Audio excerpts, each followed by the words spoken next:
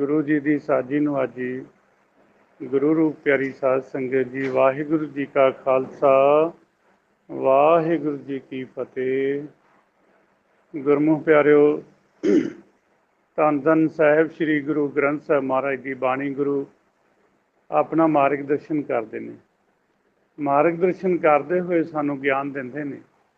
उस ज्ञान दे विचों एक जिहड़ा पॉइंट है, एक जो विशा है, वो है राजे का।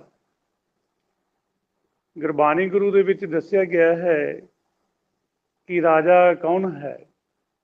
जिवें एक देश है, देश का जिहड़ा राष्ट्रपति हुंदा वो राजा हुंदा, ते राजे नूं भी चुनन वास्ते वो सतोगुणी होना चाहिए, वो धर्मी राजा होना चाहिए, वो हलीमी राजा होना चाहिए। हाँ जी गुरमुख प्यारिओ, मैं बेनती करके पूछना चाहना, आवाज़ आ रही सारिਆਂ ਨੂੰ जी? हाँ जी वाहिगुरु जी। ठीक है भाई, 7 बजे ਹੁਣ ਗੁਰਬਾਣੀ ਗੁਰੂ ਦੱਸਦੇ ਨੇ, ਕਹਿੰਦੇ ਵੀ ਅਕਾਲ ਪੁਰਖ ਵਾਹਿਗੁਰੂ ਜੀ ਦੇ ਆਪਾਂ ਸਾਰੇ ਬੱਚੇ ਹਾਂ, ਤੇ ਅਕਾਲ ਪੁਰਖ ਵਾਹਿਗੁਰੂ ਜੀ ਨੇ ਆਪਣੇ ਬੱਚਿਆਂ ਨੂੰ ਰਾਜੇ ਬਣਾਇਆ ਹੈ। ਤੇ ਰਾਜੇ ਕਿਹਨਾਂ ਨੂੰ ਬਣਾਇਆ? ਮਨਾਂ ਨੂੰ। ਕਿਹਨਾਂ ਨੂੰ ਬਣਾਇਆ? ਸਾਡੇ ਮਨਾਂ ਨੂੰ ਰਾਜੇ ਬਣਾਇਆ। ਉਹ ਜਿਹੜੇ ਰਾਜੇ ਬਣੇ ਨੇ, ਕਿਸ ਦੇਸ਼ ਦੇ ਰਾਜੇ ਬਣਿਆ ਸਾਡਾ ਮਨ? ਅੱਜ ਉਹ ਸਾਨੂੰ ਸਰੀਰ ਮਿਲਿਆ ਹੈ। ਇਹ ਸਰੀਰ ਇੱਕ ਬਹੁਤ ਜੀਵਾਂ ਦਾ ਇੱਕ ਇਕੱਠ ਹੈ, ਸੰਗ੍ਰਹਿ ਹੈ। ਇਹ ਸਰੀਰਕ ਰੂਪੀ ਦੇਸ਼ ਦਾ ਜਿਹੜਾ ਰਾਜਾ ਹੈ ਉਹ ਮਨ ਨੂੰ ਬਣਾਇਆ ਗਿਆ। ਇਸ ਕਰਕੇ ਗੁਰਬਾਣੀ ਦੇ ਵਿੱਚ ਦੱਸਿਆ ਗਿਆ, ਕਹਿੰਦੇ ਕਾਇਆ ਨਗਰੀ ਇਹ ਮਨ ਰਾਜਾ। ਕਾਇਆ ਨਗਰੀ ਹੈ, ਕਾਇਆ ਮੀਨਜ਼ ਸਰੀਰ, ਤੇ ਮਨ ਰਾਜਾ ਹੈ। ਕਾਇਆ ਨਗਰੀ ਇਹ ਮਨ ਰਾਜਾ, ਪੰਚ ਵਸੇ ਵਿਚਾਰੀ, ਸ਼ਬਦ ਰਵੇ ਆਸਨ ਕਰ ਰਾਜਾ, ਅਦਲ ਕਰੇ ਗੁਣਕਾਰੀ। ਤੇ ਉਸ ਰਾਜੇ ਨੇ, ਜੋ ਹਲੀਮੀ ਰਾਜਾ ਹੁੰਦਾ ਹੈ, ਧਰਮੀ ਰਾਜਾ ਹੁੰਦਾ ਹੈ, ਉਹਨੇ ਗੁਣਾਂ ਦੇ ਆਧਾਰ ਤੇ ਫੈਸਲਾ ਕਰਨਾ ਹੁੰਦਾ ਹੈ, ਜਿੰਦਾ ਵੀ ਫੈਸਲਾ ਕਰਨਾ ਹੈ। ਹੁਣ ਦੁਨੀਆ ਦੇ ਉੱਤੇ ਜਿੰਨੇ ਵੀ ਆਪਾਂ ਆਏ ਹੋਏ ਹਾਂ, ਰਾਜੇ ਆਏ ਸੀ, ਮਾਲਕ ਨੇ ਰਾਜੇ ਬਣਾਇਆ ਸੀ। ਕਾਇਆ ਕੋਟ ਗੜੇ ਮੇ ਰਾਜਾ, ਨੈਬ ਖਵਾਸ ਭਲਾ ਦਰਵਾਜਾ। ਲੇਕਿਨ ਕਾਲ ਦੇ ਇਲਾਕੇ 'ਚ ਆ ਗਏ ਤੇ ਕਾਲ ਨੇ ਧੋਖਾ ਕੀਤਾ ਤੇ ਰਾਜਾ ਆਪ ਬਣ ਕੇ ਬੈਠ ਗਿਆ। ਹੁਣ ਗੁਰਬਾਣੀ ਗੁਰੂ ਦੱਸਦੇ ਨੇ ਕਿ ਜਿੰਨੇ ਵੀ ਆਪਾਂ ਸਾਰੇ ਇੱਥੇ ਆਏ ਹੋਏ ਹਾਂ, ਤੇ ਇਹ ਮਾਲਕ ਦੇ ਬੱਚੇ ਨੇ ਮਨ, ਤੇ ਮਾਲਕ ਇਹਨਾਂ ਰਾਜਿਆਂ ਦਾ ਰਾਜਾ ਹੈ। ਉਹਦੇ ਬਾਰੇ ਆਪਾਂ ਬਾਣੀ 'ਚ ਪੜ੍ਹਦੇ ਹਾਂ, ਰਾਜਨ ਕੇ ਰਾਜਾ ਮਹਾਰਾਜਨ ਕੇ ਮਹਾਰਾਜਾ। ਫਿਰ ਉਹ ਦੱਸਦੇ ਨੇ ਕਿ ਉਹ ਜੋ ਸਾਡਾ ਪਿਤਾ ਹੈ ਅਕਾਲ ਪੁਰਖ, ਜੋ ਰਾਜਿਆਂ ਦਾ ਰਾਜਾ ਹੈ, ਜਿੰਨੇ ਵੀ ਸਾਡੇ ਸਰੀਰ ਨੇ ਇਹਨਾਂ ਨੂੰ ਖੱਟ ਕਿਹਾ ਗਿਆ ਹੈ, ਇਹਨਾਂ ਦੇ ਘਟ ਕਿਹਾ ਗਿਆ ਹੈ। ਇਹਨਾਂ ਦੇ ਜਿਹੜੇ ਸਰੀਰ ਦੀ ਜਿਹੜੀ ਸਭ ਤੋਂ ਉੱਚੀ ਜਗ੍ਹਾ ਹੈ, ਉੱਥੇ ਸਾਡਾ ਪਿਤਾ ਬੈਠਾ ਹੈ, ਸਾਰਿਆਂ ਦੇ ਘਟਾਂ ਦੇ ਉੱਪਰ ਬੈਠਾ ਹੈ। ਇਹਨੂੰ ਗੁਰਬਾਣੀ ਦੇ ਵਿੱਚ ਸਾਡੇ ਸਰੀਰ ਦੀ ਜਿਹੜੀ ਸਭ ਤੋਂ ਉੱਚੀ ਜਗ੍ਹਾ ਹੈ ਉਹਨੂੰ ਛਤਰਪਤ ਕਿਹਾ ਗਿਆ ਹੈ, ਜਿੱਥੇ ਰਾਜਾ ਬੈਠਾ ਹੈ। ਤੇ ਕੀ ਕਹਿੰਦੇ ਮਹਾਰਾਜ ਗੁਰਬਾਣੀ ਦੇ ਵਿੱਚ? ਕਹਿੰਦੇ ਗੁਸਾਈ ਪ੍ਰਤਾਪ ਤੁਹਾਰੋ ਡੀਠਾ, ਕਰਨ ਕਰਾਵਨ ਉਪਾਏ ਸਮਾਵਨ, ਸਗਲ ਛਤਰਪਤ ਬੀਠਾ। ਵੀ ਜਿੰਨੇ ਵੀ ਸਗਲ ਨੇ ਸਾਰਿਆਂ ਦੇ ਛਤਰਪਤ, ਮਤਲਬ ਕਿ ਸਿਰ ਵਾਲੀ ਜਗ੍ਹਾ, ਜਿਹੜੀ ਉੱਚੀ ਜਗ੍ਹਾ, ਇੱਥੇ ਬੈਠਾ ਹੈ ਰਾਜਿਆਂ ਦਾ ਰਾਜਾ। ਇੱਥੋਂ ਫਿਰ ਸਾਡਾ ਪਿਤਾ ਜੋ ਰਾਜਿਆਂ ਦਾ ਰਾਜਾ ਹੈ, ਆਪਣੇ ਰਾਜੇ ਪੁੱਤ ਨੂੰ ਇੱਥੇ ਭੇਜਦਾ ਹੈ। ਆਪਾਂ ਤਾਂ ਵੈਸੇ ਲਾਡ ਨਾਲ ਕਹਿੰਦੇ ਨਾ, ਆ ਮੇਰਾ ਰਾਜਾ ਪੁੱਤ, ਘਰਾਂ ਦੇ ਵਿੱਚ ਆਪਣੀ ਲਾਦ ਨੂੰ ਕਹਿੰਦੇ ਆ। ਅਕਾਲ ਪੁਰਖ ਵਾਹਿਗੁਰੂ ਜੀ ਨੇ ਸੱਚੀ ਮੁੱਚੀ ਰਾਜਾ ਬਣਾਇਆ। ਤੇ ਫਿਰ ਉਹਦੇ ਬਾਰੇ ਗੁਰਬਾਣੀ ਦੇ ਵਿੱਚ ਦੱਸਿਆ ਗਿਆ ਹੈ ਕਿ ਅੱਗੇ ਦੱਸਦੇ ਨੇ, ਕਹਿੰਦੇ ਰਾਣਾ ਰਾਓ ਰਾਜ ਭੈ ਰੰਕਾ, ਉਹਨ ਝੂਠੇ ਕਹਿਣ ਕਹਾਇਓ, ਹਮਰਾ ਰਾਜਨ ਸਦਾ ਸਲਾਮਤ। ਜਿਹੜਾ ਸਾਡਾ ਰਾਜਾ ਹੈ, ਰਾਜਿਆਂ ਦਾ ਰਾਜਾ, ਉਹ ਸਦਾ ਸਲਾਮਤ ਹੈ। ਹਮਰਾ ਰਾਜਨ ਸਦਾ ਸਲਾਮਤ, ਤਾਂ ਕੋ ਸਗਲ ਘਟਾ ਜਸ ਗਾਇਓ। ਵੀ ਆਪਾਂ ਹੁਣ ਘਟ ਦੇ ਵਿੱਚ, ਸਰੀਰ ਦੇ ਵਿੱਚ ਆਏ ਹੋਏ ਹਾਂ, ਤੇ ਉਸ ਮਾਲਕ ਦਾ ਆਪਾਂ ਸਦਾ ਹੀ ਜਸ ਗਾਉਣਾ ਹੈ। ਫਿਰ ਕੀ ਕਹਿੰਦੇ ਅੱਗੇ? ਕਹਿੰਦੇ ਉਪਮਾ ਸੁਣੋ ਰਾਜਨ ਕੀ ਸੰਤੋ, ਕਹਿਤ ਜੇਤ ਪਹੁੰਚਾ। ਵੀ ਹਮੇਸ਼ਾ ਹੀ ਕਹਿੰਦੇ ਵੀ ਤੁਸੀਂ ਸੰਤਾਂ ਕੋਲੇ ਬੈਠੋ, ਉਹਨਾਂ ਦੇ ਕੋਲੋਂ ਉਪਮਾ ਸੁਣੋ। ਦੂਸਰੇ ਰਾਜੇ ਵੀ ਜਿਹੜੇ ਮਿਲੇ ਹੋਏ ਨੇ, ਰਾਜੇ ਜਿਹੜੇ ਹਜੇ ਰਾਜੇ ਨਹੀਂ ਮਿਲੇ ਮਾਲਕ ਨੂੰ, ਉਹ ਵੀ ਉਹਦੀ ਉਪਮਾ ਸੁਣ। ਫਿਰ ਕੀ ਕਹਿੰਦੇ ਅੱਗੇ, ਕਹਿੰਦੇ ਬੇਸ਼ੁਮਾਰ ਵੱਡ ਸ਼ਾਹ ਦਾ ਤਾਰਾ, ਉੱਚੇ ਹੀ ਤੇ ਉੱਚਾ। ਕਹਿੰਦੇ ਉਹ ਬੇਸ਼ੁਮਾਰ ਵੱਡਾ ਹੈ, ਸਾਰਿਆਂ ਨੂੰ ਦਾਤਾਂ ਦੇਣ ਵਾਲਾ ਹੈ, ਉਹ ਸਾਰਿਆਂ ਤੋਂ ਉੱਚਾ ਹੈ, ਉਹ ਸਾਡਾ ਪਿਤਾ ਹੈ। ਹੁਣ ਜੋ ਸਾਡਾ ਪਿਤਾ ਹੈ, ਇਹਨੂੰ ਆਪਾਂ ਨਾਲ ਦੀ ਨਾਲ ਪ੍ਰੈਕਟੀਕਲੀ ਲੈਣਾ, ਇਹ ਅਜਮਾ ਕੇ ਦੇਖਣਾ ਵੀ ਕਿਵੇਂ ਸਾਡੇ ਸਰੀਰ ਦੇ ਉੱਤੇ ਹੈ। ਸਾਡੇ ਜਿੰਨੇ ਵੀ ਸਰੀਰ ਨੇ, ਸਾਰਿਆਂ ਦੇ ਸਰੀਰ ਦੇ ਉੱਤੇ ਸਿਰ ਹੈ, ਸਾਰਿਆਂ ਦੇ ਸਿਰ ਦੇ ਉੱਪਰ ਮਾਲਕ ਹੈ, ਜੋ ਸਾਰੀ ਦੁਨੀਆ ਦਾ ਮਾਲਕ ਹੈ। ਰੱਬ ਕੀ ਰਜਾ ਮੰਨੇ, ਸਿਰ ਉੱਪਰ ਕਰਤਾ ਮੰਨੇ, ਆਪ ਗਵਾਵੇ। ਸਿਰ ਉੱਪਰ ਸਗਲ ਛਤਰਪਤ ਬੈਠਾ, ਵੀ ਸਾਰਿਆਂ ਦੇ ਉੱਪਰ ਬੈਠਾ ਹੈ। ਹੁਣ ਆਪਾਂ ਸਾਰਿਆਂ ਦੇ ਨਾਲ ਦੀ ਨਾਲ ਜੱਜਮੈਂਟ ਕਰੀ ਜਾਣੀ ਆ ਵੀ ਸਰੀਰ ਦੀ ਉੱਚੀ ਜਗ੍ਹਾ ਕਿਹੜੀ ਹੈ। ਹੁਣ ਉੱਥੋਂ ਬੈਠਾ ਮੇਰੇ ਅੰਦਰ ਵੀ ਹੈ, ਤੁਹਾਡੇ ਅੰਦਰ ਵੀ ਹੈ, ਸਾਰੇ ਦੇ ਅੰਦਰ ਉਸ ਅਨਹਦ ਪ੍ਰਕਾਸ਼ ਦਾ ਪ੍ਰਕਾਸ਼ ਐਂਟਰ ਹੋ ਰਿਹਾ ਹੈ ਸਾਰਿਆਂ ਦੇ ਅੰਦਰ।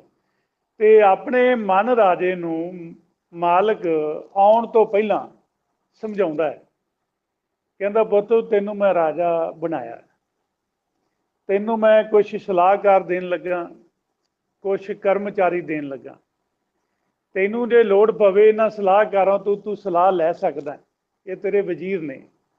ਕੁਛ ਕਰਮਚਾਰੀ ਦੇਣ ਲੱਗਾ ਜਿਨ੍ਹਾਂ ਤੋਂ ਤੂੰ ਕਰਮ ਕਰਾ ਸਕਦਾ। ਹੁਣ ਇਹਦਾ ਆਪਾਂ ਨਿਖੇੜਾ ਕਰੀਏ ਵੀ ਸਲਾਹਕਾਰ ਕਿਹੜੇ ਨੇ ਤੇ ਕਰਮਚਾਰੀ ਕਿਹੜੇ ਨੇ। ਸਲਾਹਕਾਰ ਨੇ ਗਿਆਨ ਇੰਦਰੀਆਂ, ਦੋਨੇ ਅੱਖਾਂ, ਦੋਨੇ ਕੰਨ, ਨੱਕ ਤੇ ਸਾਡੀ ਰਸਨਾ ਤੇ ਚਮੜੀ, ਇਹ ਗਿਆਨ ਇੰਦਰੀਆਂ ਨੇ। ਤੇ ਜਿਹੜੇ ਕਰਮਚਾਰੀ ਨੇ ਉਹ ਕਿਹੜੇ ਨੇ, ਹੱਥ, ਪੈਰ ਤੇ ਮੁੱਖ। ਮੁੱਖ ਕੰਮ ਕਰਦਾ ਨਾ, ਕਰਿੰਦਾ, ਮੂੰਹ ਦੇ ਵਿੱਚ ਕੁਛ ਵੀ ਪਾਉਂਦੇ ਉਹਨੂੰ ਕੰਮ ਕਰਦਾ, ਰੋਟੀ ਨੂੰ ਚੱਬਦਾ, ਉਹ ਕੰਮ ਕਰਦਾ, ਕਰਿੰਦਾ, ਕਰਮਚਾਰੀ ਹੈ। ਤੇ ਜਦੋਂ ਆਪਾਂ ਨੂੰ ਪ੍ਰੋਬਲਮ ਆਉਂਦੀ ਹੈ, ਬਾਹਰ ਅੰਦਰ ਜਾਂਦੇ ਆਪਾਂ, ਬਾਥਰੂਮ ਜਾਂਦੇ ਹਾਂ ਵਗੈਰਾ, ਹੈ ਨਾ, ਹਜਤ ਹੁੰਦੀ ਆ, ਇਹ ਕਰਿੰਦੇ ਨੇ, ਕਰਮਚਾਰੀ ਨੇ। ਹੁਣ ਆਪਣੇ ਸਲਾਹਕਾਰਾਂ ਨੂੰ ਲੈ ਕੇ ਮਾਲਕ ਸਮਝਾਉਂਦਾ, ਕਹਿੰਦਾ ਬੁੱਧ ਤੂੰ ਰਾਜਾ ਹੈ, ਤੈਨੂੰ ਮੈਂ ਇੱਕ ਮਹਿਲ ਬਣਾ ਕੇ ਦਿੱਤਾ, ਉਸ ਮਹਿਲ ਦੇ ਵਿੱਚ ਤੇਰੇ ਲਈ ਮੈਂ ਸੁੱਖ ਸਹੂਲਤਾਂ ਰੱਖੀਆਂ ਨੇ ਵੀ ਤੈਨੂੰ ਮਹਿਲ ਚੋਂ ਬਾਹਰ ਨਾ ਜਾਣਾ ਪਏ।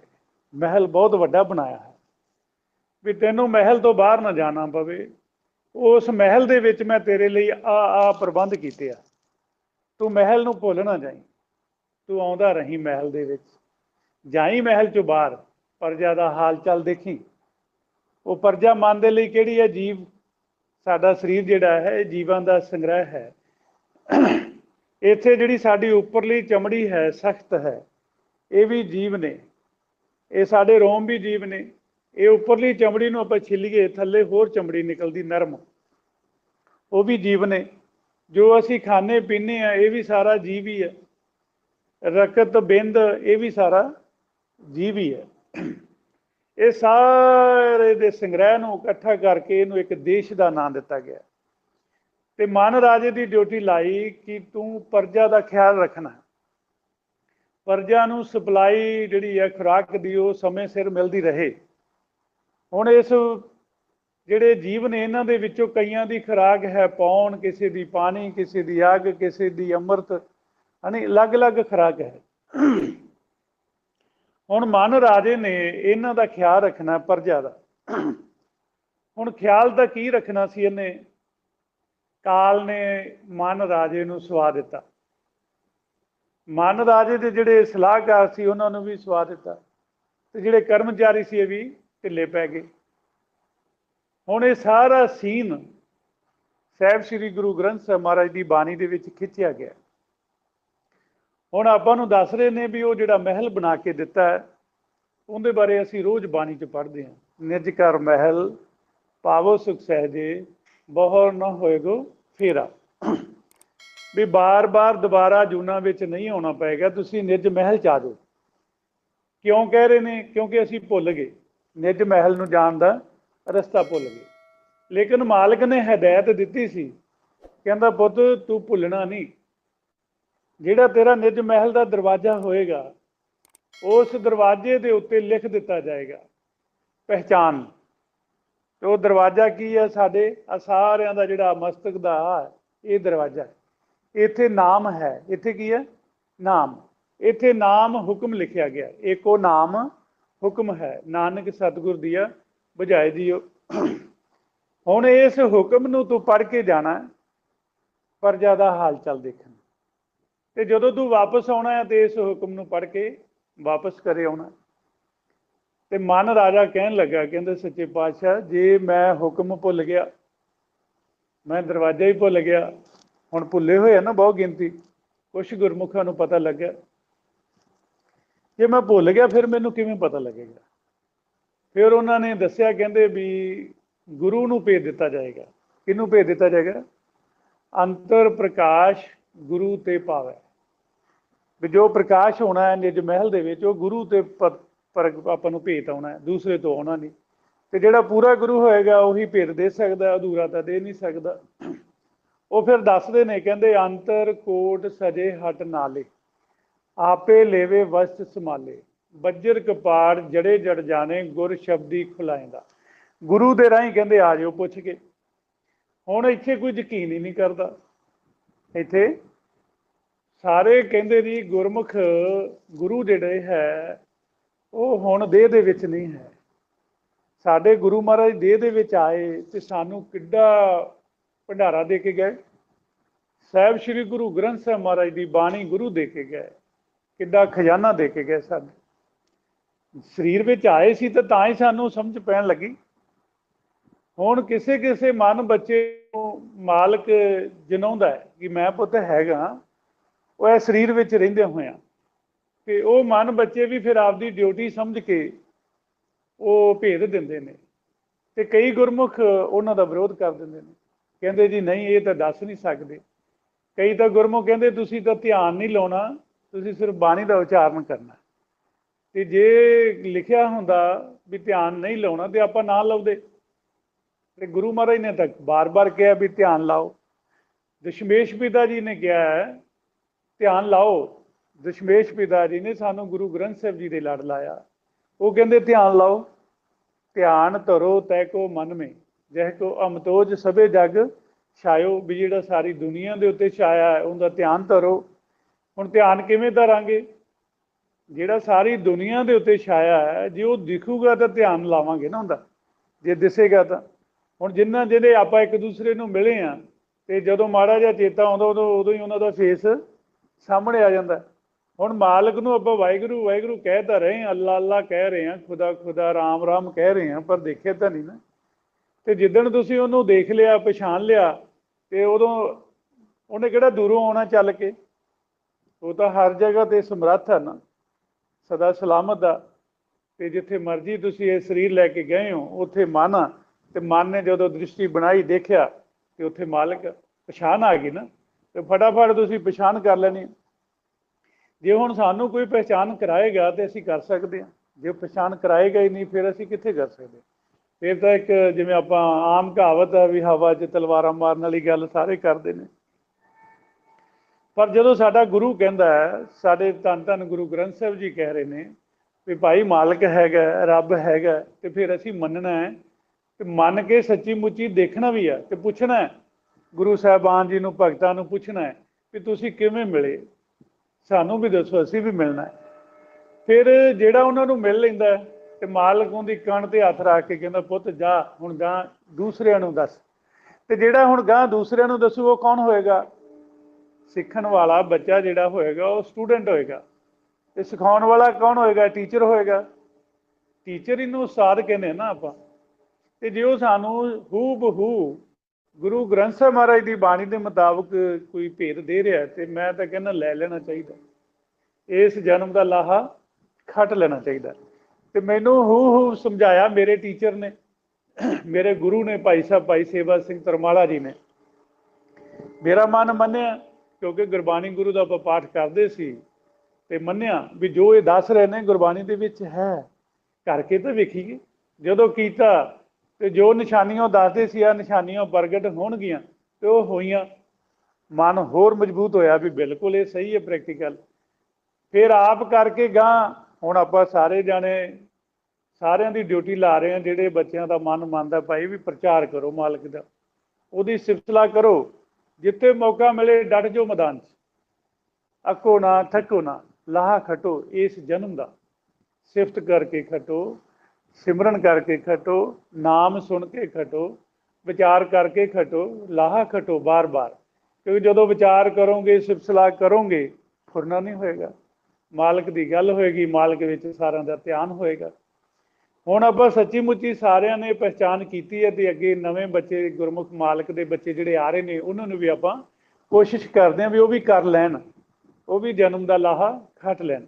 ਤੇ ਜਦੋਂ ਉਹ ਦਰਸ਼ਨ ਕਰਦੇ ਨੇ, ਉਹਨਾਂ ਨੂੰ ਫਿਰ ਪੁੱਛਿਆ ਜਾਂਦਾ, ਦੱਸੋ ਜੀ ਜਿਸ ਜੋ ਹੁਣ ਤੁਸੀਂ ਦੇਖ ਰਹੇ ਹੋ ਵੀ ਇਹਦਾ ਕੋਈ ਰੂਪ ਰੰਗ ਹੈ? ਤਾਂ ਫਿਰ ਨਾਂਹ ਵਾਲਾ ਸਿਰ ਮਾਰਦੇ, ਕਹਿੰਦੇ ਨਹੀਂ ਜੀ, ਇਹਦਾ ਕੋਈ ਰੂਪ ਰੰਗ ਨਹੀਂ ਹੈ। ਜੇ ਅਲੱਗ ਇਹਨਾਂ ਆਕਾਰਾਂ ਤੋਂ ਬਿਨਾਂ, ਇਹਨਾਂ ਬਿਲਡਿੰਗਾਂ ਤੋਂ ਬਿਨਾਂ, ਇਹਨਾਂ ਸਰੀਰਾਂ ਤੋਂ ਬਿਨਾਂ, ਹਾਂਜੀ, ਜੋ ਦੁਨੀਆ ਦੇ ਉੱਤੇ ਦਿਸਦਾ, ਇਹਦੇ ਤੋਂ ਬਿਨਾਂ ਜੇ ਅਲੱਗ ਸਾਨੂੰ ਕੋਈ ਦਿਸੇ ਤੇ ਔਰ ਉਹਦਾ ਰੂਪ ਰੰਗ ਨਾ ਹੋਵੇ, ਫਿਰ ਯਕੀਨ ਕਰ ਲੈਣਾ ਚਾਹੀਦਾ। ਜੋ ਤੁਧ ਭਾਵੇ ਸਾਈ ਭਲੀਕਾਰ, ਤੂੰ ਸਦਾ ਸਲਾਮਤ ਨਿਰੰਕਾਰ, ਵੀ ਉਹ ਨਿਰੰਕਾਰ ਹਰ ਜਗ੍ਹਾ ਮੌਜੂਦ ਹੈ, ਭਰੋਸਾ ਕਰ ਲਓ। ਫਿਰ ਜਗ੍ਹਾ ਬਦਲ ਬਦਲ ਕੇ ਦੇਖ ਲਓ ਤੇ ਉਹੀ ਦਿਸੇਗਾ, ਉਹੀ ਮਾਲਕ ਦਾ ਸਰੂਪ ਦਿਖਾਈ ਦੇਗਾ। ਕਿਸ ਤਰ੍ਹਾਂ ਦਾ ਸਰੂਪ ਦਿਖਾਈ ਦੇਗਾ? ਉਹ ਐਨ ਚਮਕਦਾ ਹੋਇਆ ਸ਼ੀਸ਼ੇ ਵਾਂਗੂ ਪ੍ਰਕਾਸ਼ ਦਿਖਾਈ ਦੇਗਾ। ਸੋ ਤੁਮ ਹੀ ਮੈਂ ਬਸੇ ਨਿਰੰਤਰ, ਨਾਨਕ ਦਰਪਨ ਨਿਆਈ। ਤੇ ਫਿਰ ਇਹ ਵੀ ਦੱਸਿਆ ਵੀ ਪੁੰਨਿਆਂ ਦੀ ਰਾਤ ਵਾਂਗੂ ਜਿਵੇਂ ਚੰਦਰਮਾ ਚਮਕਦਾ, ਇਸ ਤਰ੍ਹਾਂ ਦਾ ਪ੍ਰਕਾਸ਼ ਹੋਏਗਾ। ਬੋਲੇ ਗੋਪੀ ਚੰਦ ਸਤ ਸਰੂਪ, ਪਰਮ ਤਤ ਮੈਂ ਰੇਖ ਨਾ ਰੂਪ, ਵੀ ਉਸ ਪਰਮ ਤਤ ਮਾਲਕ ਦਾ ਕੋਈ ਰੂਪ ਰੇਖ ਨਹੀਂ ਹੈ। ਰੂਪ ਨਾ ਰੇਖ ਨਾ ਰੰਗ ਕਿਛ, ਤ੍ਰੈ ਗੁਣ ਤੇ ਪ੍ਰਭ ਪਿੰਨ, ਤਿਸੇ ਬਜਾਏ ਨਾਨਕਾ ਜਿਸ ਹੋਵੇ ਸੋ ਪ੍ਰਸੰਨ। ਦੇਖੋ ਕਿੰਨਾ ਕਲੀਅਰ ਕਰ ਰਹੇ ਨੇ, ਕਹਿੰਦੇ ਜਿਹਦੇ ਤੇ ਉਹ ਪ੍ਰਸੰਨ ਹੁੰਦਾ ਹੈ ਉਹਨੂੰ ਬੁਝਾਉਂਦਾ ਹੈ। ਤਿਸੇ ਬਜਾਏ ਨਾਨਕਾ ਜਿਸ ਹੋਵੇ ਸੋ ਪ੍ਰਸੰਨ, ਪ੍ਰਸੰਨ ਮੀਨਜ਼ ਖੁਸ਼ ਹੁੰਦਾ। ਤੇ ਜਿਹਦੇ ਤੇ ਖੁਸ਼ ਹੋਇਆ ਉਹਨੂੰ ਉਹਨੇ ਜਨਾਇਆ, ਤੇ ਉਹਦਾ ਤਾਂ ਹੱਕ ਬਣਦਾ ਅੱਗੇ ਦੱਸਣਾ, ਕਿਉਂਕਿ ਉਹਨੇ ਡਿਊਟੀ ਲਾਤੀ। ਫਿਰ ਉਹ ਪਰਵਾਹ ਨਹੀਂ ਕਰਦਾ ਗੁਰਮੁਖ, ਜਿਹਦੀ ਡਿਊਟੀ ਮਾਲਕ ਲਾਉਂਦਾ, ਉਹ ਦੁਨੀਆ ਦੀ ਪਰਵਾਹ ਨਹੀਂ ਕਰਦਾ। ਉਹ ਕਹਿੰਦਾ ਮੇਰਾ ਮਾਲਕ ਮੈਨੂੰ ਚਾਹੀਦਾ ਬਸ। ਤੇ ਉਹਨੂੰ ਜਿੰਨੇ ਉਹਨੂੰ ਨੇੜੇ ਕਰਨਾ ਆਪਦੇ, ਉਹਨੂੰ ਆਪਣੇ ਆਪ ਹੀ ਸੰਗਤ ਦੇ ਵਿੱਚ ਲਿਆ ਕੇ ਬਹਾ ਦੇਣਾ। ਹੁਣ ਕਈਆਂ ਗੁਰਮੁਖਾਂ ਨੇ ਸਾਡੇ ਨਾਲ ਸੰਪਰਕ ਕੀਤਾ, ਉਹ ਕਹਿੰਦੇ ਅਸੀਂ ਤੁਹਾਨੂੰ ਮਿਲੇ ਹੀ ਨਹੀਂ, ਕਦੀ ਨਹੀਂ ਮਿਲੇ। ਅਚਾਨਕ ਕਈ ਵਾਰੀ ਸਹਿਜ ਵਿੱਚ ਮਿਲੇ, ਤੇ ਕਈ ਵਾਰੀ ਕਹਿੰਦੇ ਕਥਾ ਆ ਗਈ ਅੱਗੇ। ਕਿਹਨੇ ਲਿਆਂਦੀ? ਮਾਲਕ ਨੇ ਲਿਆਂਦੀ ਨਾ।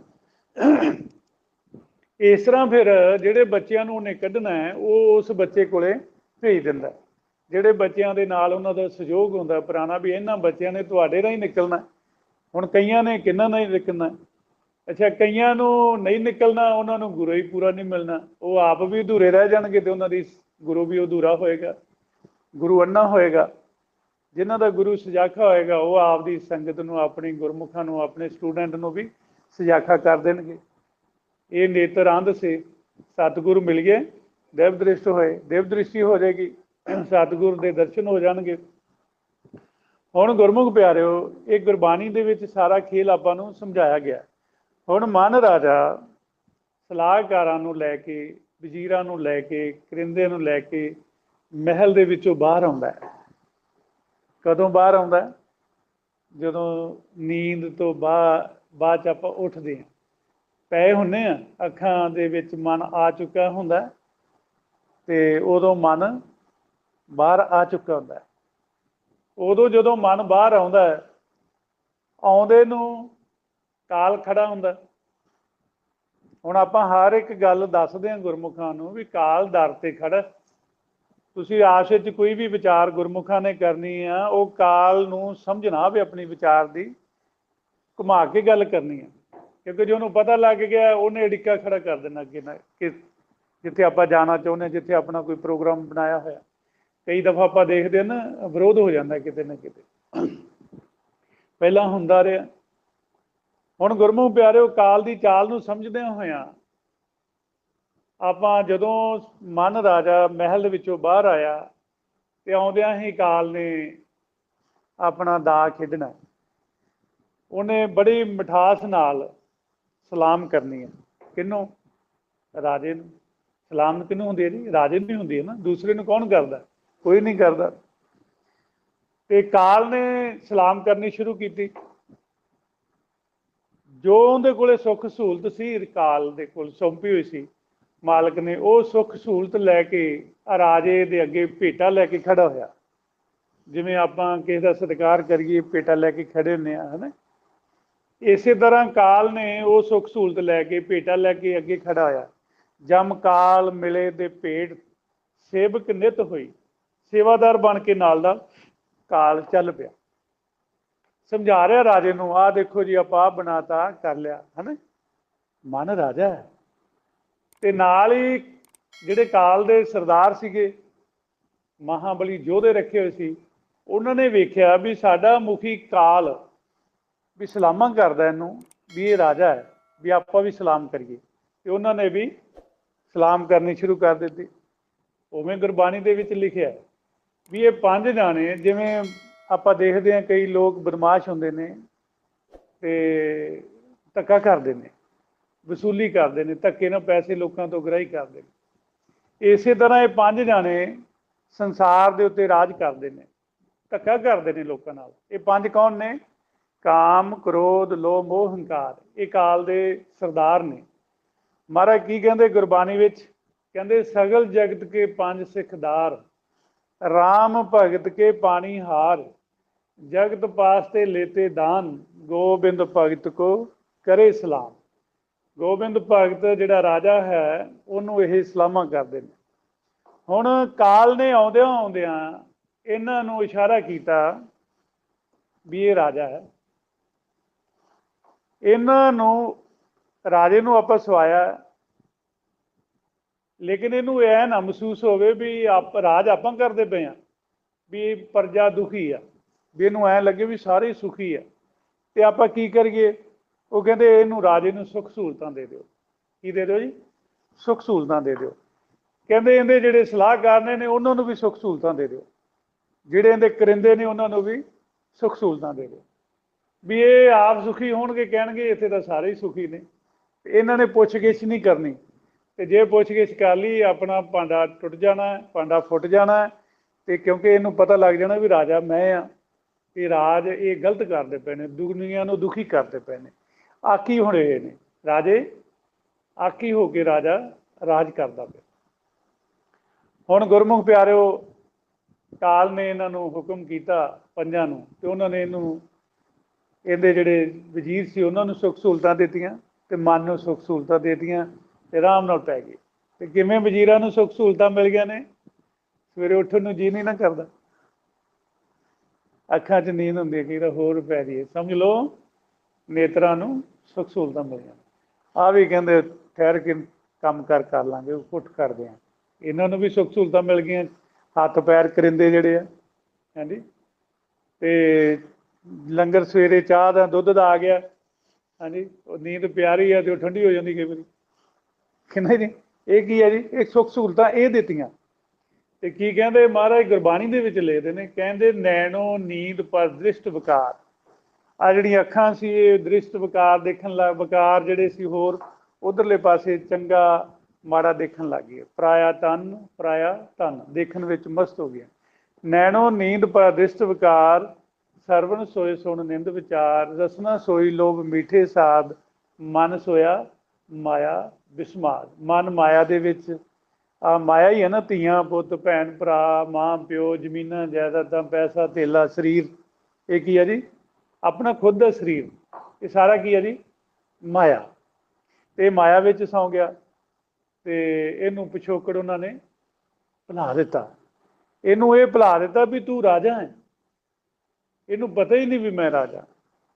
ਇਹ ਫਿਰ ਜਦੋਂ ਹੌਲੀ ਹੌਲੀ ਉਹਨਾਂ ਦਾ ਇਹਦੇ ਤੇ ਜਿਵੇਂ ਜਿਵੇਂ ਉਹ ਇਹਨੂੰ ਬੰਦੀ ਬਣਾ ਲੈਂਦੇ ਨੇ, ਬੰਦੀ ਬਣਾ ਕੇ ਰਾਜੇ ਨੂੰ ਕੈਦਖਾਨੇ ਵਿੱਚ ਸਿੱਟ ਦਿੰਦੇ ਨੇ।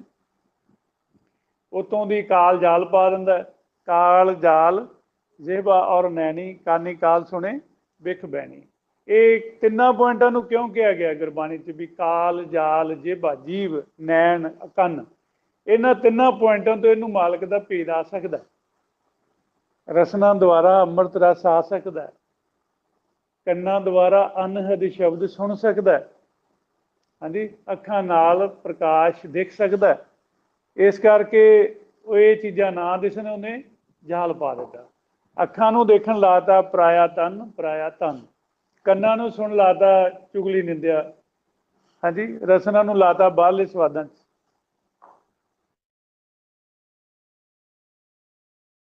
ਇਹ ਸਾਰਾ ਜੋ ਇਹਦੇ ਸਲਾਹਕਾਰ ਸੀ, ਕਰਮਚਾਰੀ ਸੀ, ਹੱਥ ਪੈਰ ਆਪਾਂ ਪਹਿਲਾਂ ਇਹਨਾਂ ਦਾ ਵੇਰਵਾ ਦੇ ਚੁੱਕੇ ਹਾਂ, ਇਹ ਸਾਰੇ ਰਾਮ ਵਿੱਚ ਪਾਤੇ ਵੀ ਇਹ ਵੀ ਸਮਝਣ ਇੱਥੇ ਦੁਨੀਆ ਤੇ ਕੋਈ ਦੁਖੀ ਨਹੀਂ ਹੈ, ਵੀ ਸਾਰੇ ਸੁਖੀ ਨੇ। ਇਹ ਭੁਲੇਖਾ ਪਾ ਦਿੱਤਾ। ਕੀ ਪਾਤਾ ਜੀ? ਇੱਕ ਭੁਲੇਖਾ ਪਾ ਦਿੱਤਾ। ਉਹ ਰਾਜ ਆਪ ਕਰਦੇ ਨੇ ਤੇ ਉਹ ਚਾਹੁੰਦੇ ਨੇ ਕਿ ਮਨ ਰਾਜੇ ਨੂੰ ਸਾਡਾ ਭੇਦ ਨਾ ਖੁੱਲ ਜੇ, ਜਾਂ ਸਾਡਾ ਪਰਦਾਫਾਸ਼ ਨਾ ਹੋ ਜੇ। ਇਸ ਲਈ ਉਹ ਚਾਹੁੰਦੇ ਨੇ ਵੀ ਇਹ ਇੱਥੇ ਮਹਿਸੂਸ ਕਰੇ, ਆਪ ਸੁੱਖ ਮਹਿਸੂਸ ਕਰੇ, ਇਹਦੇ ਵਜ਼ੀਰ ਸੁੱਖ ਮਹਿਸੂਸ ਕਰਨ, ਇਹਦੇ ਕਰਿੰਦੇ ਕਰਮਚਾਰੀ ਜਿਹੜੇ ਨੇ ਉਹ ਸੁੱਖ ਮਹਿਸੂਸ ਕਰਨ। ਇਹ ਸੋਚਣ ਵੀ ਇੱਥੇ ਸਾਰੇ ਸੁਖੀ ਵੱਸਦੇ ਨੇ। ਇਹਦੇ ਵਿੱਚ ਹੀ, ਇੰਨੇ ਦੇ ਵਿੱਚ ਹੀ ਉਹਨਾਂ ਨੇ ਸੁੱਖ ਸਹੂਲਤਾਂ ਦਿੱਤੀਆਂ ਤੇ ਇਹਨੂੰ ਕੈਦ ਕਰ ਲਿਆ। ਰਾਜੇ ਨੂੰ ਬੰਦੀ ਖਾਨੇ ਵਿੱਚ ਕੈਦ ਕਰ ਲਿਆ। ਕੈਦ ਕਰਕੇ ਪ੍ਰਬੰਧ ਬੜਾ ਤਕੜਾ ਕਰ ਦਿੱਤਾ। ਪੈਰਾਂ ਦੇ ਵਿੱਚ ਬੇੜੀਆਂ ਪਾ ਦਿੱਤੀਆਂ, ਬੰਦੀ ਖਾਨੇ ਦੇ ਵਿੱਚ ਸੁੱਟ ਦਿੱਤਾ ਗਿਆ। ਬੰਦੀ ਖਾਨੇ ਦੇ ਉੱਪਰ ਦੀ ਕਾਲ ਨੇ ਜਾਲ ਪਾ ਦਿੱਤਾ। ਕਾਲ ਜਾਲ ਜਿਹਬਾ ਔਰ ਨੈਣੀ, ਕਾਨੀ ਕਾਲ ਸੁਣੇ ਬਿਖ ਬੈਣੀ। ਹੁਣ ਇਹ 3 ਪੁਆਇੰਟਾਂ ਨੂੰ ਮੇਨ ਮੰਨਿਆ ਗਿਆ ਹੈ, ਅੱਖਾਂ ਨੂੰ, ਰਸਨਾ ਨੂੰ ਤੇ ਕੰਨਾਂ ਨੂੰ। ਇਹਨਾਂ ਤੋਂ ਇਹ ਮਾਲਕ ਨੂੰ ਮਿਲ ਸਕਦਾ, ਪਛਾਣ ਕਰ ਸਕਦਾ ਮਨ ਰਾਜਾ, ਜਿਹੜਾ ਬੰਦੀ ਖਾਨੇ ਦੇ ਵਿੱਚ ਕੈਦ ਦੇ ਵਿੱਚ ਕੀਤਾ ਹੋਇਆ, ਉਹ ਪਹਿਚਾਣ ਕਰ ਸਕਦਾ। ਕਿਵੇਂ ਪਹਿਚਾਣ ਕਰ ਸਕਦਾ? ਕਿਤੇ ਨਾ ਕਿਤੇ ਜੀਭ ਨੂੰ ਮਿਠਾਸ ਆ ਸਕਦੀ ਬਿਨਾਂ ਮਿੱਠੇ ਖਾਧੇ। ਇਹ ਝੂਮੇਗਾ ਵੀ ਆ ਮਿੱਠਾ ਕਿੱਥੋਂ ਆ ਰਿਹਾ ਇੰਨਾ ਵਧੀਆ, ਇਹ ਭੱਜੇਗਾ ਸੰਗਤ ਵਿੱਚ ਪੁੱਛਣ ਵਾਸਤੇ। ਇਸ ਕਰਕੇ ਇਹਨੂੰ ਉਹ ਅੰਮ੍ਰਿਤ ਰਸ ਨਹੀਂ ਆਉਣ ਦਿੰਦੇ। ਫਿਰ ਇਹਨਾਂ ਅੱਖਾਂ ਦੇ ਉੱਤੇ ਜਾਲ ਪਾ ਦਿੱਤਾ ਵੀ ਇਹਦੇ ਨਾਲ ਪ੍ਰਕਾਸ਼ ਦੀ ਮਾੜੀ ਜੀ ਝਲਕ ਪੈ ਗਈ। ਸਗਲ ਭਵਨ ਕੇ ਨਾਇਕਾ ਇੱਕ ਛਿਨ ਦਰਸ਼ ਦਿਖਾ, ਇੱਕ ਛਿਨ ਇਹਨੂੰ ਦਰਸ਼ਨ ਹੋ ਗਏ ਅੱਖਾਂ ਤੋਂ, ਇਹ ਭੱਜੇਗਾ ਵੀ ਮੈਨੂੰ ਸੰਗਤ ਮਿਲੇ। ਕੱਡਾਂ ਦੇ ਵਿੱਚ ਅਨਹਦ ਵਾਜੇ ਵੱਜੇ, ਬਿਨਾਂ ਸਾਜ਼ਾਂ ਤੋਂ ਸਾਜ਼ ਵੱਜੇ, ਇਹ ਝੂਮੇਗਾ ਵੀ ਇਹ ਕਿੱਥੇ ਵੱਜਦੇ ਨੇ, ਮੈਨੂੰ ਕੋਈ ਦੱਸੇ। ਇਹ 3 ਪੁਆਇੰਟ ਨੇ। ਇੱਕ ਬੰਦੀ ਖਾਨੇ ਦੇ ਵਿੱਚ ਮਨ ਨੂੰ ਸਿੱਟ ਕੇ ਕੈਦ ਕਰਕੇ ਉੱਤੋਂ ਦੀ ਜਾਲ ਪਾਇਆ ਹੋਇਆ। ਫਿਰ ਜਾਲ ਪਾ ਕੇ ਕਾਲ ਟਿਕਿਆ ਨਹੀਂ। ਕਿਉਂ ਨਹੀਂ ਟਿਕਦਾ? ਕਿਉਂਕਿ ਉਹ ਸੋਚਦਾ ਵੀ ਕਿਤੇ ਮੇਰੇ ਕੈਦ ਚੋਂ ਬਾਹਰ ਨਿਕਲ ਗਿਆ, ਇਹ ਮਾਲਕ ਨੂੰ ਮਿਲ ਸਕਦਾ। ਜੇ ਇਹਨੇ ਮਾਲਕ ਨਾਲ ਮਿਲਾਪ ਕਰ ਲਿਆ, ਮੈਂ ਹਾਰ ਜਾਵਾਂਗਾ, ਇਹ ਜਿੱਤ ਜਾਏਗਾ। ਹੁਣ ਆਪਾਂ ਵੀ ਦੇਖੋ ਨਾ, ਗਰਾਊਂਡ ਵਿੱਚ ਖੇਡਦੇ ਆਪਾਂ ਨੂੰ ਹੁੰਦਾ ਵੀ ਸਾਡੀ ਟੀਮ ਜਿੱਤੇ। ਇਹ ਹੁਣ ਤੱਕ ਜਿੱਤਦਾ ਰਿਹਾ, ਪਰ ਹੁਣ ਆਪਾਂ ਨੂੰ ਗੁਰੂ ਪੂਰਾ ਮਿਲਿਆ। ਆਪਾਂ ਹੁਣ ਇਹਦੇ ਤੇ ਫਤਿਹ ਪ੍ਰਾਪਤ ਕਰਨੀ, ਆਪਾਂ ਜਿੱਤਣਾ, ਆਪਾਂ ਇਹਦੇ ਜਾਲ ਚੋਂ ਨਿਕਲ ਜਾਣਾ, ਇਹਦੇ ਬੰਦੀ ਖਾਨੇ ਚੋਂ ਰਿਹਾ ਹੋ ਜਾਣਾ। ਤੇ ਉਹਦੇ ਲਈ ਗੁਰਮੁਖ ਪਿਆਰਿਓ, ਕਿੱਡਾ ਤਕੜਾ ਪ੍ਰਬੰਧ ਕੀਤਾ ਇਹਨੇ ਕਾਲ ਨੇ। ਹੁਣ ਗੁਰਬਾਣੀ ਦੇ ਵਿੱਚ ਆਪਾਂ ਨੂੰ ਦੱਸ ਦਿੰਦੇ, ਕਹਿੰਦੇ ਦਿਨ ਤੇ ਪਹਿਰ, ਪਹਿਰ ਤੇ ਘੜੀਆਂ, ਆਪ ਘਟੇ ਤਨ ਸੀਝੇ, ਕਾਲ ਅਹੇਰੀ ਫਿਰੇ ਬੰਧਕ ਜਿਉਂ, ਕਹੋ ਕਵਣ ਬਿਦ ਕੀਜੈ। ਕਹਿੰਦੇ ਹੁਣ ਕਿਵੇਂ ਨਿਕਲੀਏ ਇਹਦੇ ਜਾਲ ਦੇ ਵਿੱਚੋਂ, ਇਹਦੇ ਬੰਦੀ ਖਾਨੇ ਦੇ ਵਿੱਚੋਂ। ਹੁਣ ਗੁਰਮੁਖ ਪਿਆਰਿਓ, ਅਸੀਂ ਭੁਲੇਖੇ ਵਿੱਚ ਨਹੀਂ ਰਹਿਣਾ। ਅਸੀਂ ਇਹ ਸਮਝਣਾ ਹੈ ਵੀ ਜੇ ਅਸੀਂ ਇੱਥੇ ਸੰਸਾਰ ਦੇ ਉੱਤੇ ਆਏ ਹੋਏ ਹਾਂ ਤੇ ਅਸੀਂ ਸੰਗਤ ਨਹੀਂ ਕਰਦੇ, ਅਸੀਂ ਨਾਮ ਦਾ ਭੇਦ ਨਹੀਂ ਲੈ ਰਹੇ, ਤਾਂ ਇਹ ਸਮਝ ਲਓ ਵੀ ਕਾਲ ਨੇ ਉੱਪਰ ਜਾਲ ਪਾਇਆ ਹੋਇਆ। ਅਸੀਂ ਦੁਨਿਆਵੀ ਚੋਗਾ ਚੁਗੀ ਜਾ ਰਹੇ ਹਾਂ, ਵੱਧ ਕੇ ਤੇ ਜਦੋਂ ਸਵਾਸਾਂ ਦੀ ਗਿਣਤੀ ਪੂਰੀ ਹੋਈ, ਅਸੀਂ ਉੱਡਣਾ ਚਾਹਾਂਗੇ ਤੇ ਪਰ ਇਹਦੇ ਜਿਹੜਾ ਉਹ ਜਾਲ ਪਾਇਆ ਹੋਇਆ ਉਹਨੇ ਉੱਡਣ ਨਹੀਂ ਦੇਣਾ, ਅਸੀਂ ਜਾਲ 'ਚ ਫਸ ਜਾਵਾਂਗੇ। ਜਦੋਂ ਅਸੀਂ ਜਾਲ ਵਿੱਚ ਸਾਡਾ ਮਨ ਫਸ ਜਾਏਗਾ, ਇਹ ਫਿਰ ਆਪਦੀ ਮਰਜ਼ੀ ਨਾਲ ਕਾਲ ਨਚਾਏਗਾ। ਗੁਰਬਾਣੀ ਦੇ ਵਿੱਚ ਉਦਾਹਰਨ ਬਾਂਦਰ ਦੀ ਦਿੱਤੀ ਹੈ, ਮਰਕਟ ਮੁਸ਼ਟੀ ਅਨਾਜ ਕੀ ਮਨ ਬੌਰਾ ਰੇ, ਲੀਨੀ ਹਾਥ ਪਸਾਰ ਮਨ ਬੌਰਾ ਦੇ, ਨਾਚਿਓ ਕਰ ਕਰ ਬਾਰ। ਵੀ ਫਿਰ ਜਿਵੇਂ ਮਦਾਰੀ ਬਾਂਦਰ ਨੂੰ ਫੜ ਕੇ ਨਚਾਉਂਦਾ ਹੈ ਨਾ, ਤੇ ਇਸੇ ਤਰ੍ਹਾਂ ਕਾਲ ਸਾਡੇ ਮਨ ਨੂੰ ਫਿਰ ਨਚਾਏਗਾ ਆਪਦੀ ਮਰਜ਼ੀ ਦੇ ਮੁਤਾਬਕ। ਉਹਨੂੰ ਪਹਿਲਾਂ ਬਾਂਦਰ ਨੂੰ ਸ਼ੱਕੀ ਕੀਤਾ ਜਾਂਦਾ, ਕੋਈ ਵੀ ਉਹਨੂੰ ਚਾਲ ਤੇ ਪਾਉਣ ਵਾਸਤੇ, ਤੇ ਉਹ ਆਪਦੀ ਮਰਜ਼ੀ ਨਾਲ ਨਚਾਉਂਦਾ। ਜਿਵੇਂ ਪਸ਼ੂ ਨੂੰ ਆਪਾਂ ਚਾਲ ਕੱਢਦੇ ਹਾਂ, ਕਿੰਨਾ ਪਹਿਲਾਂ ਉਹਨੂੰ ਮਜਬੂਰ ਕਰਦੇ ਹਾਂ, ਤਸ਼ੱਦਦ ਕਰਦੇ ਆ, ਉਹ ਫਿਰ ਡਰ ਪੈ ਜਾਂਦਾ।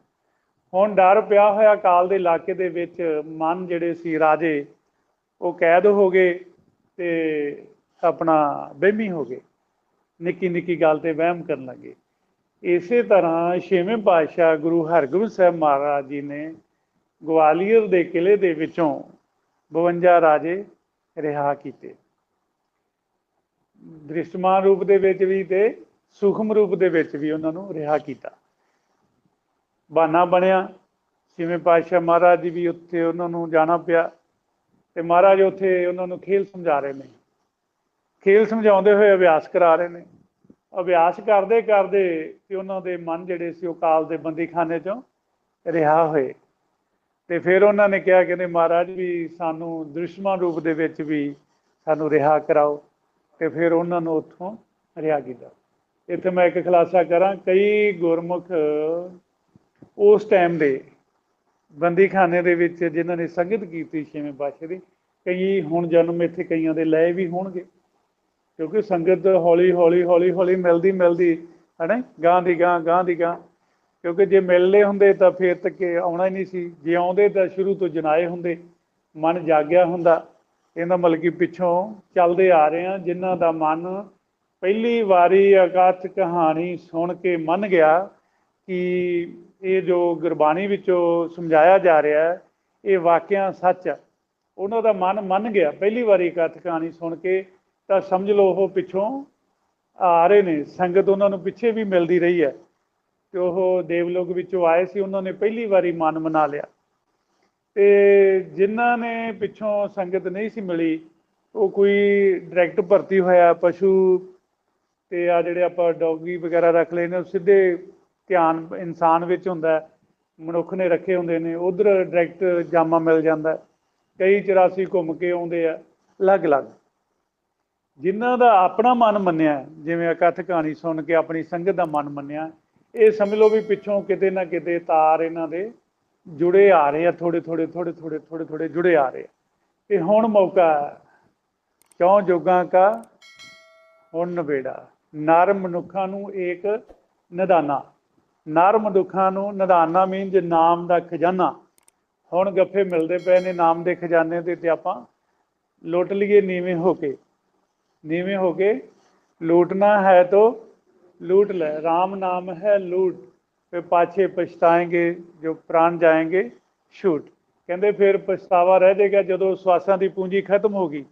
ਕਾਲ ਚਾਹੁੰਦਾ ਕਿ ਇਹ ਮੇਰੇ ਕੈਦਖਾਨੇ ਦੇ ਵਿੱਚ ਹੀ ਸਵਾਸ ਪੂਰੇ ਕਰੇ, ਇੱਥੋਂ ਆਜ਼ਾਦ ਨਾ ਹੋਵੇ। ਤੇ ਪਰ ਆਪਣਾ ਗੁਰੂ ਕਹਿੰਦਾ ਤੁਸੀਂ ਆਜ਼ਾਦ ਹੋ ਕੇ ਬਾਹਰ ਆ ਜਾਓ, ਖੇਡ ਜਿੱਤ ਕੇ ਆ ਜਾਓ ਮੇਰੇ ਕੋਲੇ, ਆਜ਼ਾਦ ਹੋ ਜਾਓ, ਸਦਾ ਲਈ ਅਮਰ ਹੋ ਜਾਓ। ਸਾਡਾ ਗੁਰੂ ਇਹ ਚਾਹੁੰਦਾ। ਤੇ ਆਪਾਂ ਫਿਰ ਗੁਰੂ ਦੀ ਮੱਤ ਲੈ ਕੇ ਆਜ਼ਾਦ ਹੋਣਾ। ਗੁਰੂ ਦੀ ਮੱਤ ਤੋਂ ਬਿਨਾਂ ਆਪਾਂ ਆਜ਼ਾਦ ਨਹੀਂ ਹੋ ਸਕਦੇ, ਕਿਉਂਕਿ ਗੁਰਬਾਣੀ ਗੁਰੂ ਦੇ ਵਿੱਚ ਦੱਸਿਆ ਕਿ ਭਗਤੀ ਵੀ ਤਾਂ ਹੀ ਹੋਏਗੀ ਨਾ, ਗੁਰ ਕੀ ਮੱਤ ਤੂੰ ਲੈ ਇਆਨੇ, ਭਗਤ ਬਿਨਾ ਬਹੁ ਡੁੱਬੇ ਸਿਆਣੇ। ਬੜੇ ਸਿਆਣੇ ਡੁੱਬ ਗਏ ਭਗਤੀ ਤੋਂ ਬਿਨਾਂ। ਭਗਤੀ ਕਿੱਥੋਂ ਕਰਾਈ, ਕਿਹਨਾਂ ਨੂੰ ਕਰਾਈ? ਸਰੀਰਾਂ ਨੂੰ ਕਰਾਉਣ ਲੱਗ ਗਏ। ਕਿਹਨਾਂ ਨੂੰ ਕਰਾਉਣ ਲੱਗ ਗਏ? ਆ ਤਨ ਨੂੰ ਕਰਾਉਣ ਲੱਗ ਗਏ। ਤਨ ਨੇ ਭਗਤੀ ਥੋੜ੍ਹਾ ਕਰਨੀ ਸੀ, ਭਗਤੀ ਤਾਂ ਮਨ ਨੇ ਕਰਨੀ ਸੀ। ਤੇ ਹੁਣ ਮਨ ਨੂੰ ਉਹਨਾਂ ਨੇ ਸਹੂਲਤਾਂ ਦੇ ਦਿੱਤੀਆਂ, ਉਹ ਸੌਂ ਗਿਆ ਤੇ ਸੁੱਤਾ ਪਿਆ ਭਿਖਾਰੀ ਬਣ ਗਿਆ। ਵੀ ਜਿਵੇਂ ਇੱਕ ਮੌਕੇ ਦਾ ਰਾਜਾ ਸਿੰਘਾਸਨ ਦੇ ਉੱਤੇ ਬਿਰਾਜਮਾਨ ਆ, ਬੈਠੇ ਦੀ ਅੱਖ ਲੱਗ ਗਈ, ਨੀਂਦ ਆ ਗਈ, ਨੀਂਦ ਵਿੱਚ ਸੁਪਨਾ ਆਇਆ, ਸੁਪਨੇ ਦੇ ਵਿੱਚ ਮੰਗਤਾ ਬਣ ਕੇ ਮੰਗ ਰਿਹਾ।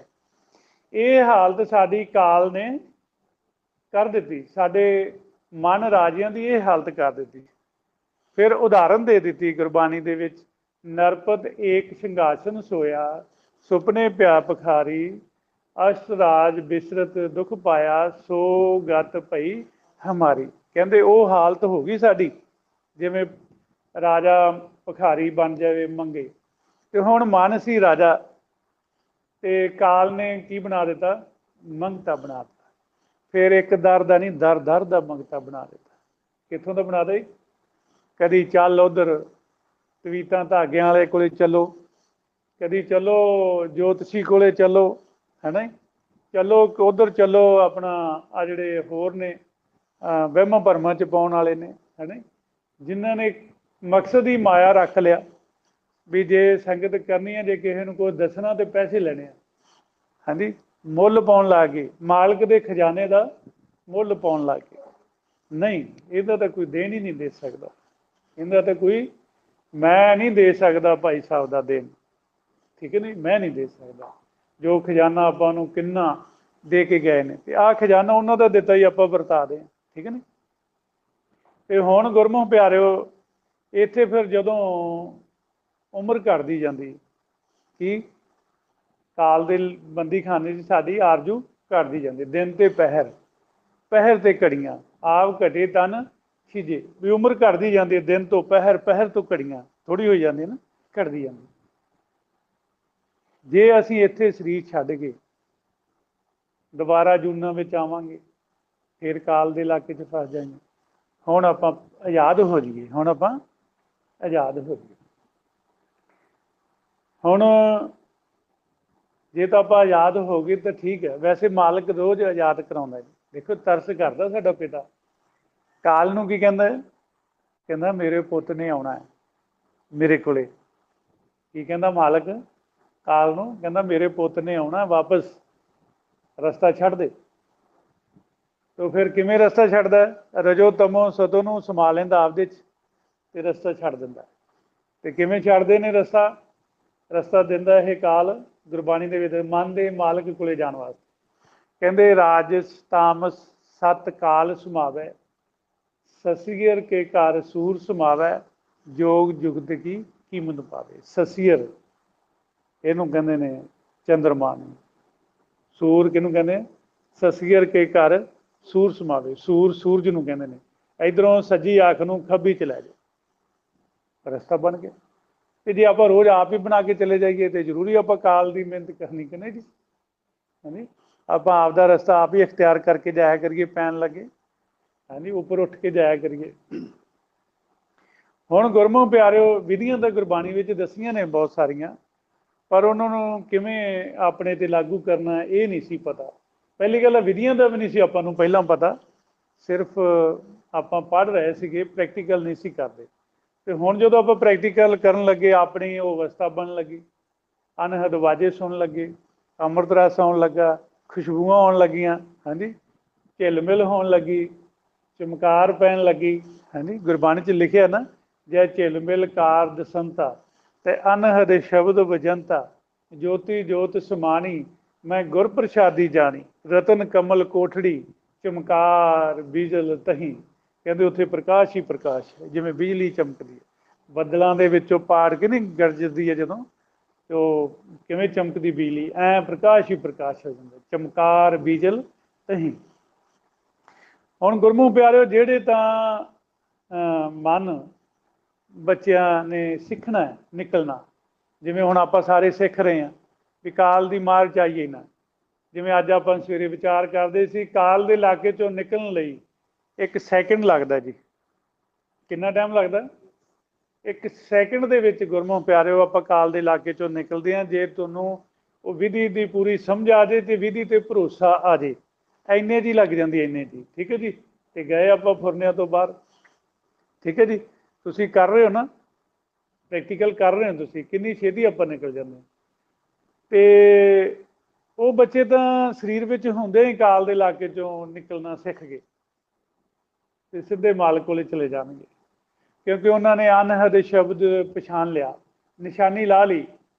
ਮੋਇਆ ਜਿਤ ਘਰ ਜਾਈਏ ਤਿਤ ਜੀਵ ਦਿਆਂ ਮਰ ਮਾਰ, ਅਨਹਦ ਸ਼ਬਦ ਸੁਹਾਵਨੇ ਪਾਈਏ ਗੁਰ ਵਿਚਾਰ। ਅਨਹਦ ਬਾਣੀ ਪਾਈਏ ਤੇ ਹਉਮੈ ਹੋਏ ਵਿਨਾਸ਼।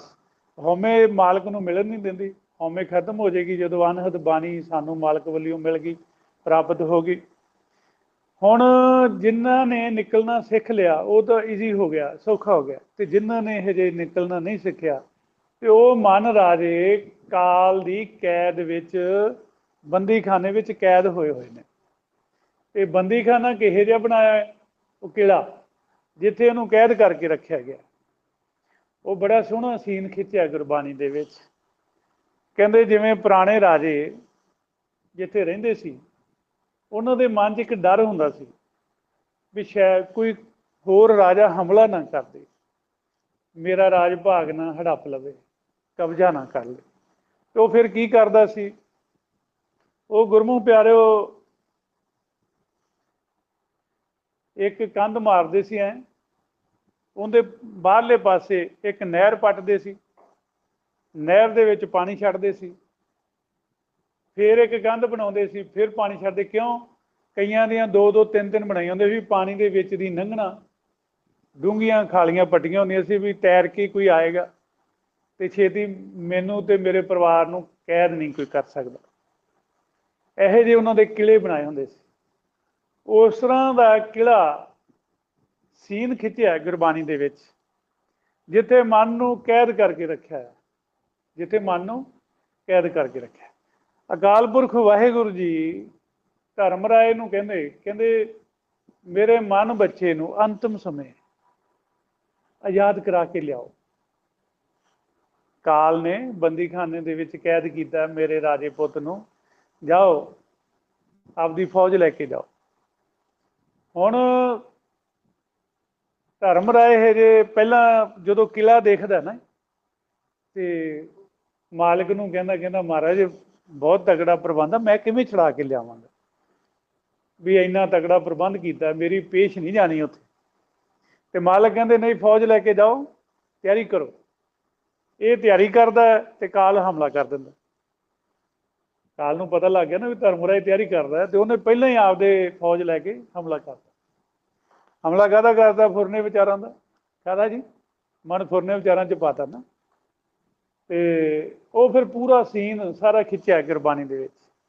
ਕੀ ਕਹਿੰਦੇ ਨੇ? ਕਹਿੰਦੇ ਕਿਉਂ ਲੀਜੈ ਗੜ ਬੰਕਾ ਭਾਈ, ਕਿਉਂ ਲੀਜੈ ਗੜ ਬੰਕਾ ਭਾਈ, ਦੋਵਰ ਕੋਟ ਤੇਵਰ ਖਾਈ। ਕੋਟ ਮੀਨ ਕੰਧਾਂ, 3 ਖਾਲੀਆਂ ਨਹਿਰਾਂ ਪੱਟਦੀਆਂ ਬਾਹਰ। ਇੱਥੇ ਰਹਿਸ਼ ਪ੍ਰਬੰਧ ਉੱਚੇ ਉੱਚੇ, ਕਿੰਨੀਆਂ ਕੰਧਾਂ ਉੱਚੀਆਂ ਕੀਤੀਆਂ ਹੁੰਦੀਆਂ ਕਿਲਿਆਂ ਦੀਆਂ ਵੀ ਬਾਹਰੋਂ ਕੋਈ ਹਮਲਾ ਨਾ ਕਰ ਸਕੇ। ਕਹਿੰਦੇ ਕਿਉਂ ਲੀਜੈ ਗੜ ਬੰਕਾ ਭਾਈ, ਦੋਵਰ ਕੋਟ ਤੇਵਰ ਖਾਈ। 5-25 ਮਦ ਮੋਹ ਮਸਤਰ ਆਡੀ ਪਰ ਬਲਮਾਇਆ, ਜਨ ਗਰੀਬ ਕਾ ਜੋਰ ਨਾ ਪਹੁੰਚੇ। ਜਨ ਗਰੀਬ ਕਾ ਜੋਰ ਨਾ ਪਹੁੰਚੇ, ਕਹਾਂ ਕਰੋ ਰਗਰਾਇਆ। ਰਗਰਾਇਆ ਇੱਥੇ ਮਾਲਕ ਨੂੰ ਕਹਿ ਕਹਿੰਦੇ ਮਹਾਰਾਜ ਮੈਂ ਕੀ ਕਰਾਂ, ਐਡਾ ਤਗੜਾ ਪ੍ਰਬੰਧ ਆ। ਫਿਰ ਉਹ ਕੀ ਕਹਿ ਰਹੇ ਨੇ ਅੱਗੇ ਦੱਸਦੇ ਨੇ ਵੀ ਖੁਦ ਰਾਜੇ ਨੇ ਵੀ ਹੰਕਾਰ ਦੇ ਵਿੱਚ, ਉੱਥੇ ਰਾਜਾ ਬਣਿਆ ਬੈਠੇ ਨੂੰ ਪਤਾ ਹੀ ਨਹੀਂ ਵੀ ਮੈਂ ਰਾਜਾ ਹਾਂ, ਵੀ ਕੈਦਖਾਨੇ ਦੇ ਵਿੱਚ ਮੈਨੂੰ ਉਹੋ ਜਿਹਾ ਹੀ ਪਹਿਰਾਵਾ ਦਿੱਤਾ ਗਿਆ। ਕਬੁੱਧ ਦੀ ਕਮਾਨ ਫੜਾਈ ਹੋਈ ਆ, ਤ੍ਰਿਸ਼ਨਾ ਦਾ ਤੀਰ ਫੜਾਇਆ ਹੋਇਆ। ਕਿੱਥੇ ਹਲੀਮੀ ਰਾਜ ਕਰਨਾ ਸੀ, ਕਿੱਥੇ ਆਕੀ ਬਣ ਕੇ ਰਾਜਾ ਬੈਠਾ। ਉਹ ਸਾਰੇ ਕੱਪੜੇ ਕਿਹੋ ਜਿਹੇ ਪਾਏ ਆ, ਸਵਾਦ ਦੀ ਪੁਸ਼ਾਕ ਪਾਈ ਆ। ਇਹ ਸਾਰਾ ਸੀਨ ਖਿੱਚਿਆ ਹੈ। ਫਿਰ ਕੀ ਕਹਿੰਦੇ? ਕਹਿੰਦੇ ਕਾਮ ਕੁਵਾਰੀ ਦੁੱਖ ਸੁਖ ਦਰਵਾਨੀ, ਪਾਪ ਪੁੰਨ ਦਰਵਾਜਾ, ਕ੍ਰੋਧ ਪ੍ਰਧਾਨ ਮਹਾ ਬਣਦੰਦਰ, ਮਨ ਮਵਾਸੀ ਰਾਜਾ। ਕ੍ਰੋਧ ਪ੍ਰਧਾਨ, ਇੱਥੇ ਮੈਂ ਦੁਬਾਰਾ ਕਲੀਅਰ ਕਰ ਦਿੰਦਾ ਤੁਹਾਨੂੰ। ਕਹਿੰਦੇ ਕਿਉਂ ਲੀਜੈ ਗੜ ਬੰਕਾ ਭਾਈ, ਦੋਵਰ ਕੋਟ ਤੇਵਰ ਖਾਈ। 5-25 ਸਮੋਹ ਮਦ ਮਸਤਰ ਆਡੀ ਪਰ ਬਲਮਾਇਆ, ਜਨ ਗਰੀਬ ਕਾ ਜੋਰ न पहुंचे, कहाँ करो रगराया। काम कुवारी दुख सुख दरवाजा, काम कुवारी पाप पुन दरवाजा, क्रोध प्रधान महा बनदंतर, तै मन मवासी राजा। स्वाद स्नो टोप ममता, कबुद्ध कमान चढ़ाई, तृष्णा तीर रहे घट भीतर, क्यों गढ़ लियो ना जाए। ਕਹਿੰਦੇ ਤ੍ਰਿਸ਼ਨਾ ਦਾ ਤੀਰ ਫੜਿਆ ਹੋਇਆ ਵੀ ਐ ਮੇਰੇ ਤੋਂ ਇੱਕ ਕਿਲਾ, ਇਹ ਗੜ ਮੇਰੇ ਤੋਂ ਜਿੱਤਿਆ ਨਹੀਂ ਜਾਣਾ। ਤੇ ਹੁਣ ਮਾਲਕ ਦਾ ਹੁਕਮ ਆ ਵੀ ਰਾਜੇ ਮਨ ਰਾਜੇ ਨੂੰ ਉਹਦੀ ਕੈਦ ਵਿੱਚੋਂ ਰਿਹਾ ਕਰਾ ਕੇ ਲਿਆਓ। ਫਿਰ ਕੀ ਕਹਿੰਦੇ? ਕਹਿੰਦੇ ਵੀ ਉੱਥੇ ਤੁਸੀਂ ਪਹਿਲਾਂ ਤਾਂ ਗਿਆਨ, ਜਿਵੇਂ ਹੁਣ ਆਪਾਂ ਗਿਆਨ ਲੈ ਰਹੇ ਹਾਂ, ਤੇ ਇੱਥੇ ਫਿਰ ਆਪਾਂ ਗੋਲਾ ਚਲਾਉਂਦੇ ਹਾਂ। ਕੀ ਚਲਾਉਂਦੇ ਹਾਂ? ਗਿਆਨ ਦਾ ਗੋਲਾ ਚੱਲਦਾ। ਉਹ ਫਿਰ ਪ੍ਰਕਾਸ਼ ਹੁੰਦਾ, ਬ੍ਰਹਮ ਕਹਿੰਦਾ ਬ੍ਰਹਮ ਦਾ ਪ੍ਰਕਾਸ਼ ਹੁੰਦਾ।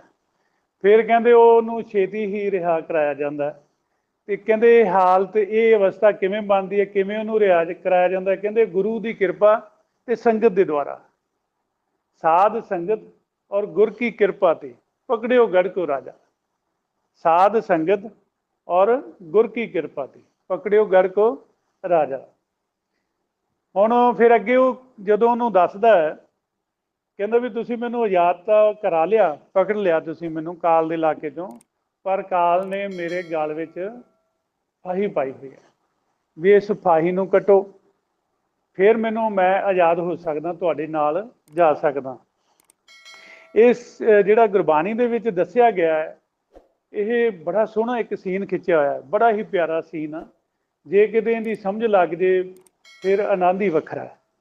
ਫਿਰ ਕੀ ਕਹਿੰਦੇ, ਕਹਿੰਦੇ ਭਗਵਤ ਪੀਰ ਸਖਤ ਸਿਮਰਨ ਕੀ, ਕਾਟੀ ਕਾਲ ਪੈ ਫਾਸੀ, ਦਾਸ ਕਬੀਰ ਚੜਿਓ ਗੜ ਉੱਪਰ, ਰਾਜ ਲਿਓ ਅਬਨਾਸੀ।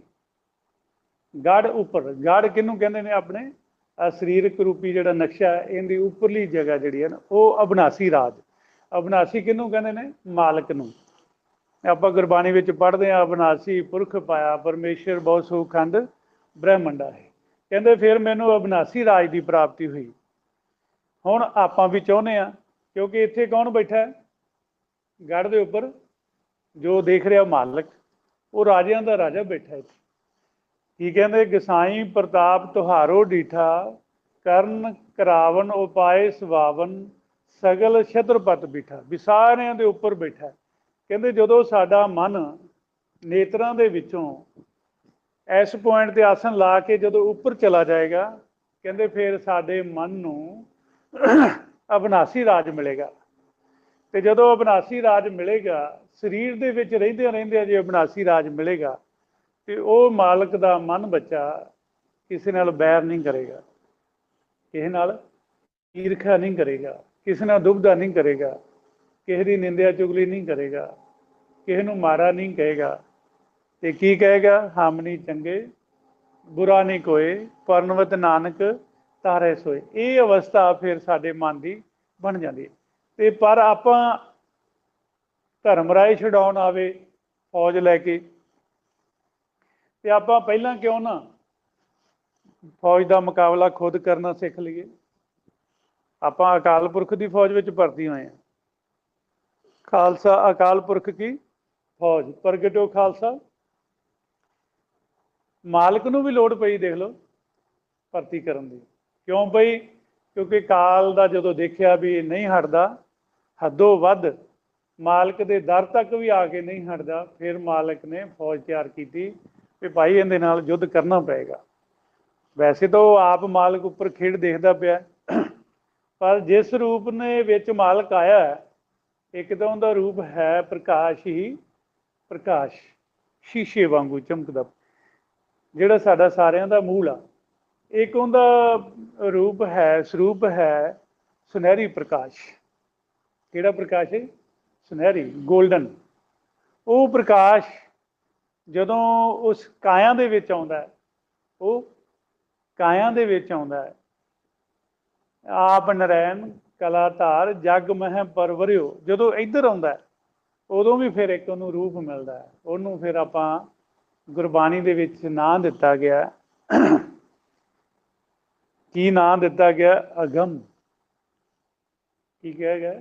ਅਗੰਮ ਅਗਾਧ ਸੁਣੋ ਜਨ ਕਥਾ, ਪਾਰ ਬ੍ਰਹਮ ਕੀ ਅਚਰਜ ਸਭਾ। ਅਗੰਮ ਅਗਾਧ ਪਾਰ ਬ੍ਰਹਮ ਸੋਏ, ਜੋ ਜੋ ਕਹੇ ਸੋ ਮੁਕਤਾ ਹੋਏ। ਸੁਣ ਮੀਤਾ ਨਾਨਕ ਬਿਨਵੰਤਾ, ਸਾਧ ਜਨਾਂ ਕੀ ਅਚਰਜ ਕਥਾ। ਇਹ ਅਚਰਜ ਅਨੋਖੀ ਕਥਾ ਹੈ ਸਾਧੂ ਜਨਾਂ ਦੀ, ਸੰਤ ਜਨਾਂ ਦੀ। ਤੇ ਇਸ ਕਰਕੇ ਉਹ ਰੂਪ ਵੀ ਆਪਣੀ ਸੰਗਤ ਦੇ ਦਰਸ਼ਨ ਕਰਦੀ ਹੈ। ਹਾਂਜੀ, ਤੇ ਜਦੋਂ ਦਰਸ਼ਨ ਕਰਦੀ ਹੈ ਫਿਰ ਉਹਨਾਂ ਦਾ ਚਾਅ ਨਹੀਂ ਚੱਕਿਆ ਜਾਂਦਾ। ਫਿਰ ਫੋਨ ਤੇ ਦੱਸਦੇ ਗੁਰਮੁਖ ਆਪੋ ਆਪਣਾ ਪ੍ਰੈਕਟੀਕਲ। ਜਿੰਦਾ ਮਨ ਨਹੀਂ ਮੰਨਦਾ ਉਹ ਨਾ ਮੰਨੇ, ਜਿੱਦਣ ਸਾਹਮਣੇ ਆਇਆ ਫਿਰ ਤਾਂ ਮੰਨਣਗੇ ਨਾ, ਫਿਰ ਆਪੇ ਕਹਿਣਗੇ ਹਾਂਜੀ ਆਪਣਾ ਮੰਨਿਆ ਹੋਇਆ, ਆਪਣਾ ਮੰਨਿਆ ਹੋਇਆ। ਆਪਾਂ ਨੂੰ ਪਤਾ ਹੈ ਵੀ ਇਸ ਰੂਪ ਵਿੱਚ ਵੀ ਦਰਸ਼ਨ ਹੁੰਦੇ ਆ। ਤੇ ਹੁਣ ਮੈਂ ਜੇ ਗੱਲ ਕਲੀਅਰ ਕਰ ਦਿਆਂ, ਮੈਨੂੰ ਤਾਂ ਖੁਦ ਭਾਈ ਸਾਹਿਬ ਨੇ ਕਿਹਾ ਸੀ ਫਿਰ ਹੁਣ ਹੈ ਨਾ, ਫਿਰ ਕੌਣ ਕਹੇਗਾ ਕਿੰਤੂ। ਜਿੱਥੇ ਮਰਜ਼ੀ ਕੋਈ ਗੁਰਮੁਖ ਕਰ ਲੈਣ ਮੇਰੇ ਨਾਲ ਵਿਚਾਰ। ਇਹ ਮੈਨੂੰ ਮੇਰੇ ਟੀਚਰ ਨੇ ਮੈਨੂੰ ਦੱਸਿਆ, ਮੈਂ ਪੁੱਛਿਆ ਸੀ। ਤੇ ਇਹ ਆਪਾਂ ਖੁਲਾਸਾ ਫਿਰ ਕਿਸੇ ਦਿਨ ਕਰਾਂਗੇ। ਆਓ ਗੁਰਮੁਖ ਪਿਆਰਿਓ, ਮਾਲਕ ਦੇ ਗੁਣ ਗਾਈਏ। ਆਪਾਂ ਵੀ ਕਾਲ ਦੇ ਕੈਦਖਾਨੇ ਵਿੱਚੋਂ, ਬੰਦੀਖਾਨੇ ਦੇ ਵਿੱਚੋਂ ਆਪਾਂ ਆਪਦੇ ਮਨਾਂ ਨੂੰ ਤਾਂ ਰਿਹਾ ਕਰਾ ਹੀ ਲਿਆ, ਤੇ ਹੋਰਾਂ ਦੇ ਮਨ ਵੀ ਰਿਹਾ ਹੋ ਜਾਣ ਜਿਹੜੀਆਂ ਸੰਗਤਾਂ ਜੁੜਦੀਆਂ ਨੇ। ਤੇ ਜਿਸ ਤਰ੍ਹਾਂ ਭਾਈ ਸ਼ਿੰਗਾਰਾ ਸਿੰਘ ਨੇ ਦੱਸਿਆ ਸੀ ਵੀ ਇਹ ਆਪਣਾ ਗੁਰਦੁਆਰਾ ਬਣ ਗਿਆ। ਇਹ ਆਪਣਾ ਸਾਰੀ ਸੰਗਤ ਜਿਹੜੀ ਜੁੜਦੀ ਹੈ ਗੁਰਦੁਆਰਾ ਹੈ। ਤੇ ਕਿਉਂਕਿ ਆਪਾਂ ਮਾਲਕ ਦੀ ਸਿਫਤ ਸਲਾਹ ਕਰਦੇ ਨਾ, ਤੇ ਗੁਰਦੁਆਰਾ ਹੀ ਹੈ ਨਾ। ਤੇ ਆਓ ਫਿਰ ਆਪਾਂ ਸਾਰੇ ਗੁਰਦੁਆਰਾ ਦੇ ਵਿੱਚ ਬੈਠ ਕੇ ਮਾਲਕ ਦਾ ਸਿਮਰਨ ਕਰੀਏ, ਮਨਾਂ ਨੂੰ ਆਜ਼ਾਦ ਕਰਾਉਣ ਵਾਸਤੇ। ਕਰੋ ਸ਼ੁਰੂ ਜੀ। ਵਾਹਿਗੁਰੂ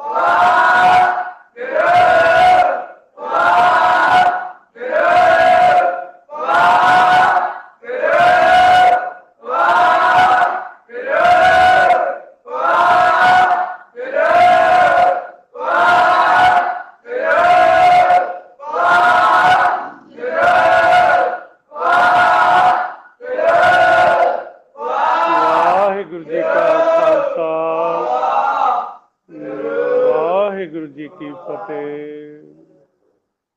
ਹਾਂਜੀ, ਗੁਰਮੁਖ ਵਾਸਤਾ ਨੇਤਰ ਖੋਲਦੇ ਜਾਓ। ਹੁਣ ਗੁਰਮੁਖ ਪਿਆਰਿਓ, ਇਹ ਜੋ ਕਹਾਣੀ ਹੈ ਪਿਓ ਪੁੱਤ ਦੀ ਕਹਾਣੀ ਹੈ।